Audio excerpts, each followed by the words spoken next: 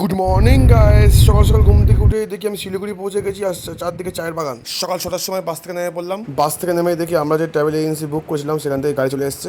আমাদের পুরো ট্রিপের ড্রাইভার ছিল এই দাদা, এনার নাম অবিনাশ। শিলিগুড়ি থেকে আমাদের সফর শুরু হয়ে গেল। ড্রাইভার দা খুব সেফ গাড়ি চালাচ্ছিল। আজকে আমরা যাচ্ছিলাম ডাইরেক্ট ঋষিখোলা, ওখানেই আজকে স্টে করব। গাড়ির ভিতর থেকে প্রথমবার পাহাড় দেখতে পেলাম। জাস্ট ভিউ দেখো গাইস, ভিউ দেখো। এখানকার পরিবেশটা খুবই সুন্দর ছিল। সকালে ব্রেকফাস্টের জন্য এই হোটেলে দাঁড়ালাম। আবার প্রথমে একটু চা খেয়ে নিলাম সবাই মিলে।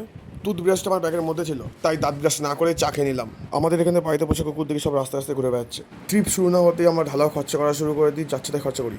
তারপর খেয়ে নিই আমরা সবাই মিলে এগ ম্যাগি। ম্যাগিটা খেতে সাধারণ ছিল, কিন্তু দামটা 100 টাকা ছিল। অবিশ্বাস্য ব্যাপারটা হচ্ছে এত দামি ম্যাগিও নর্মাল ম্যাগির মতো খেতে লাগছিল। একটা ভিডিও বানাতে গেলাম, কিন্তু এদের জিরো সিভিক সেন্স ভাই, জিরো সিভিক সেন্স। রাস্তায় সুন্দর ভিউ দেখতে দেখতে আমরা পৌঁছে গেলাম আমাদের গন্তব্যস্থলে ঋষিকেশে। আমাদের রুমে চেক ইন করে ফার্স্টে বিরাজ করে নিলাম। তারপর সাইট সিন দেখার জন্য রেডি হয়ে গেলাম। ঋষিকেশের আমার এই জায়গাটা খুব সুন্দর লেগেছিল। অনেক মুভিতে এরকম জায়গা দেখাই। এই ব্রিজে উঠে আমার সেই ভয় লেগেছিল। জায়গাটা আমার খুবই সুন্দর লেগেছিল, তাই আনন্দে আমি পাগল হয়ে গেছিলাম। এই জল যতটা পরিষ্কার ছিল তার থেকে বেশি ঠান্ডা ছিল। দেখো গাইস কত পরিষ্কার জল।